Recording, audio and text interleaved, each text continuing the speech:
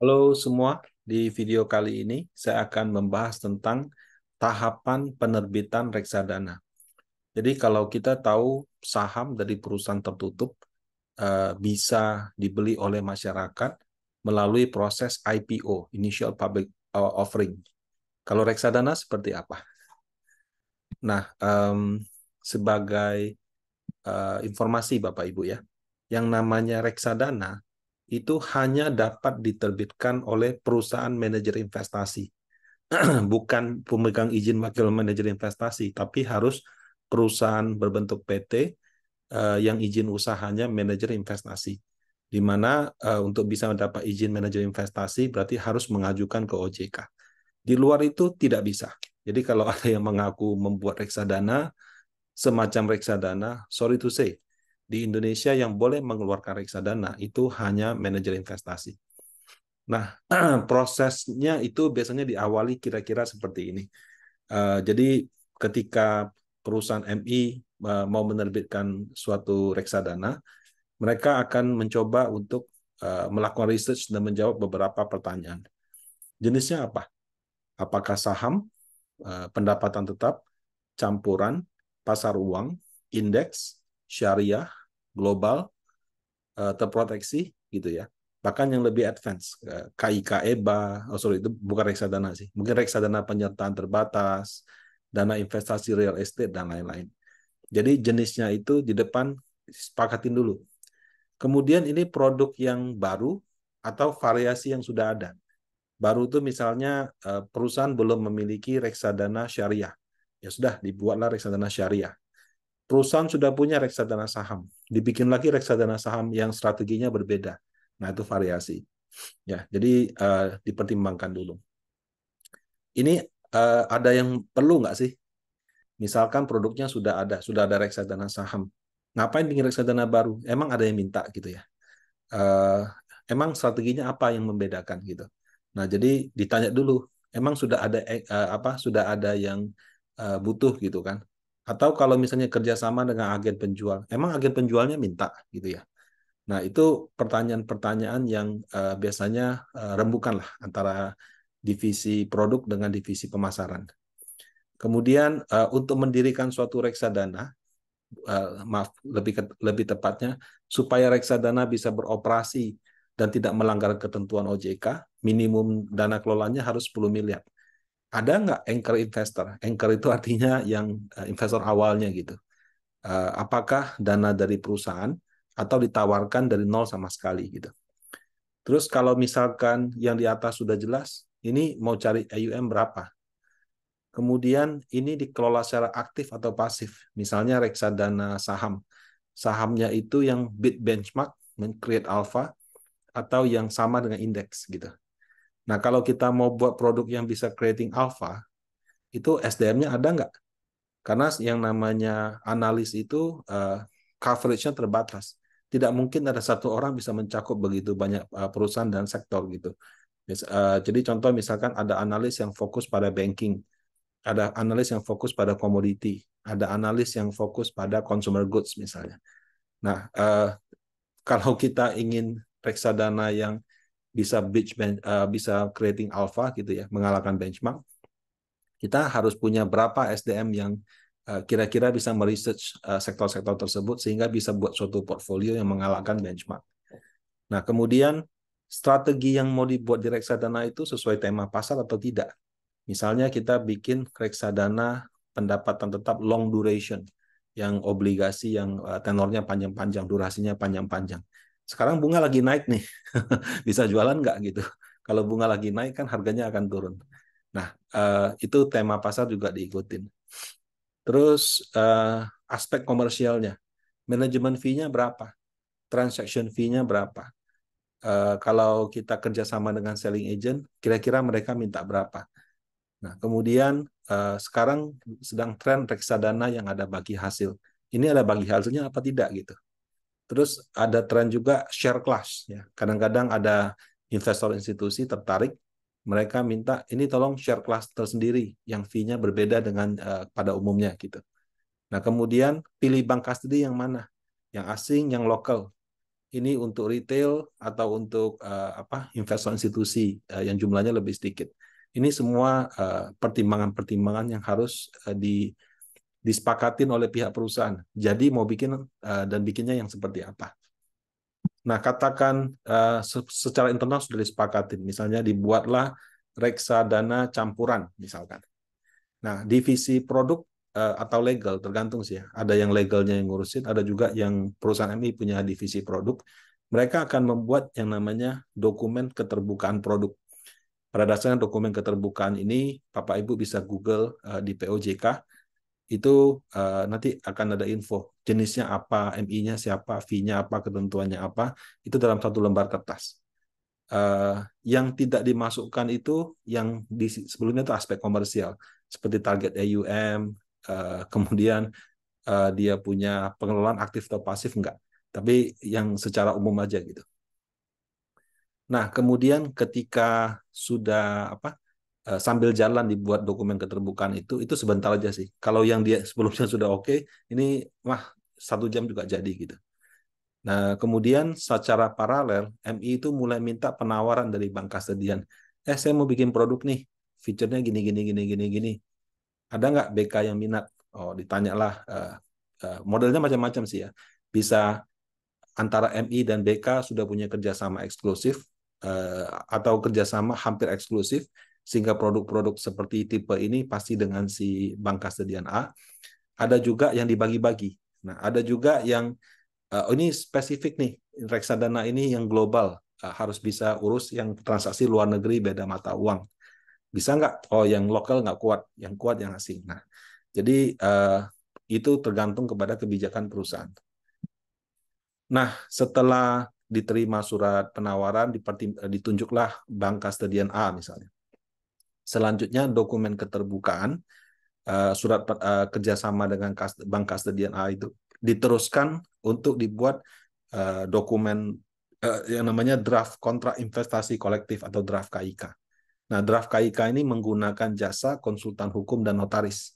Jadi seperti pendirian PT aja, bahwa MIA bekerja sama dengan bank kastedian B, sepakat untuk membentuk reksadana bla bla bla, di mana kebijakannya seperti apa yang boleh, apa yang nggak boleh, hak pemegang unit seperti apa, itu semua di draft dalam namanya draft KIK. Karena reksadana itu reksadana berbentuk KIK. Jadi kontrak investasi kolektif inilah dasar pembentukan reksadana. Nah, draft KIK itu nanti sirkular. MI-nya kirim ke KH, KH-nya bikin, KH-nya review, kirim balik ke MI, oke ini begini, kirim lagi ke bank kastedian, diperiksa lagi bank kastedian. Jadi kalau disepakatin semua, baru dari draft KIK itu difinalisir, final dan dilegalisir oleh notaris. Nah, proses 1-4 ini Bapak Ibu ya, kelihatannya cuma administrasi, tapi kadang-kadang bisa sampai 1-2 bulan. Kenapa? Karena kamu contoh deh misalnya memilih bank kastedian itu bukan kayak kita buka rekening bank gitu. Itu harus surat penawaran masuk. Baru surat penawaran kita review, kita tunjuk si A. Nah, ketika ketunjuk si A, kemudian dokumen itu sirkuler ya. Sirkuler itu kan kita ngomong antar perusahaan. Bukan saya kirim ke kamu, kamu lihat satu juga. Kadang-kadang perusahaan juga kerjanya kan nggak cuma itu. Jadi proses review tektokannya di satu tempat bisa beberapa hari. Belum lagi nanti kalau sudah selesai, tanda tangannya. Ya. Kalau misalnya di perusahaan yang berkuasa tanda tangan adalah 3 orang, 1 orang lagi cuti. Nah, tunggu dia sampai balik gitu. Kecuali dia sudah bikin surat kuasa. Jadi proses tektokan surat tanda tangan ini 1-2 bulan. Ya, 1-2 bulan. Tergantung juga sih, kamu deal sama kastedian asing atau lokal, seberapa rumit kamu punya feature. Kalau standar cepat, tapi kalau fiturnya itu misalnya, oh bisa ini, bisa share class, bisa ini, bisa itu, wah itu konsultan hukumnya akan cukup panjang prosesnya. Ya, jadi tidak kayak orang bikin PT yang sekarang kan gampang kan, daftar OSS ya langsung jadi. Ini nggak bisa. Prosesnya memang seperti itu. Nah, kemudian dari KIK final, jadi kan tadi draft KIK difinalkan menjadi draft KIK final, terus diringkas. Ya, ringkasan dari KIK ini disebut dengan prospektus. Jadi kalau kita berbicara dokumen prospektus, itu adalah ringkasan KIK antara manajer investasi dan bank kastedian. Nah, selanjutnya dokumen pernyataan pendaftaran, kemudian KIK-nya, prospektusnya, sama brosurnya kalau ada, itu baru diupload ke sistemnya S-Invest OJK. Nah, setelah itu baru OJK-nya review. Ya. Jadi yang sudah disirkuler oleh konsultan hukum BK sama MI itu direview lagi sama OJK. Nah, sesuai dengan peraturan di POJK gitu ya tentang reksadana berbentuk KIK, ketika kita submit itu batasannya 45 hari. Jadi dalam 45 hari kalau tidak ada info apapun, diasumsikan itu disetujui. Jadi persetujuan reksadana itu dapatnya antara sebelum 45 hari dapat surat pernyataan efektif atau pas di hari ke-45 nggak ada info apa-apa dianggap efektif. Nah, tapi kalau misalkan setelah kita submit di hari ke-20, OJK-nya mengirimkan query, kenapa di pasal ini, halaman ini isinya begini? Kenapa di KIK kamu halaman ini begini, tapi di prospektusnya ada beda 2 kata? Kadang-kadang 1-2 kata aja saya kasih tahu Bapak Ibu ya. Itu harus dicek ulang. Nah, ketika ada permintaan untuk mengecek ulang itu, maka dokumennya akan diperiksa lagi oleh konsultan hukum MI dan BK, disepakatin lagi, baru diupload lagi. Nah, setiap kali permintaan query dari otoritas, 45 harinya dihitung ulang. Nah, jadi penerbitan produk reksadana kira-kira seperti ini. Tidak bisa cepat seperti pendirian PT, dan karena melibatkan 2 institusi, pihak berwenang, kuasa tanda tangannya begitu banyak, belum lagi legal ke legal, ya, memang prosesnya itu 1-2 bulan di internal MI, plus 1-2 bulan lagi proses persetujuan dari OJK. Nah, jadi setiap satu produk kira-kira butuh waktu seperti ini. Dan kadang-kadang load dari OJK tergantung juga. Mereka kalau pas lagi penuh, banyak yang mengajukan, bisa aja ini. Dan ketika misalkan ada reksadana mungkin dari teman-teman yang bermasalah, proses periksanya sangat rigid sekali. Beda 1 kata saja itu harus di review ulang. Nah, itu yang kadang-kadang membuat proses pengajuan produk reksadana baru itu tidak seperti kita buka rekening yang kalau dokumen lengkap pasti keluar. Memang keluar, tapi tidak semudah yang kita pikir seperti itu. Nah, setelah semuanya selesai, reksadana akan mendapat surat pernyataan efektif. Nah, surat pernyataan efektif ini berarti reksadana yang dibuat oleh manajer investasi dan bank kastedian telah siap ditawarkan kepada masyarakat. Nah, ketika ditawarkan kepada masyarakat, tergantung dijual langsung oleh manajer investasi, dia kerjasama dengan bank, kerjasama dengan sekuritas, kerjasama dengan fintech, atau kerjasama dengan e-commerce gitu. Apakah proses kerjasama ini sudah done waktu produk dibuat? Ada 1-2, tapi terus terang sangat jarang mendekati tidak ada. Ya. Praktek pada umumnya produknya jadi dulu. Bahkan kalau sekarang lebih susah. Jadi dulu, ada performance dulu, ya, dan performance-nya bagus, baru agen penjual mau jual. Atau ada yang lebih susah lagi, ada performance dulu, performance-nya bagus, plus AUM-nya minimal 100 miliar misalnya. Ya, jadi karena ya ada case-case itu, para agen penjual sekarang lebih selektif, investor lebih selektif, sehingga kalau buat reksadana itu memang harus cari anchor investor. Kalau nggak ada anchor investor, selling agent juga agak ogah jualinnya. Jadi ya susah diajak orang dari awal, yuk sama-sama yuk kita bikin dari nol gitu. Tapi tidak apa-apa, ya ini namanya mekanisme pasar.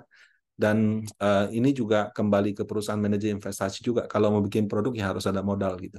Kadang-kadang supaya produknya jalan, perusahaan chip in dulu gitu. Ada yang chip in, begitu sudah memenuhi 10M dari luar, dia tarik. Ada juga kalau kayak di tempat kerja saya saat ini di Pandin Asset Management, kita taruh for good gitu. Ya, jarang sekali kita tarik kecuali memang dananya dibutuhkan. Tapi yang ada kita menempatkan investasi di reksadana yang dikelola sendiri. Nah, jadi proses seperti tadi yang membedakan IPO saham sama penawaran umum reksadana. IPO itu initial public offering, sebetulnya penawaran umum juga, cuma ada perdana. Kalau reksadana nggak ada kata perdananya. Kenapa? Karena ditawarkan terus-menerus. Jadi kalau kita beli reksadana, itu seperti kita membeli dari IPO aja, kita beli dari manajer investasinya. Nah, ketika kita menjual reksadana, kita mengembalikan kepada manajer investasi.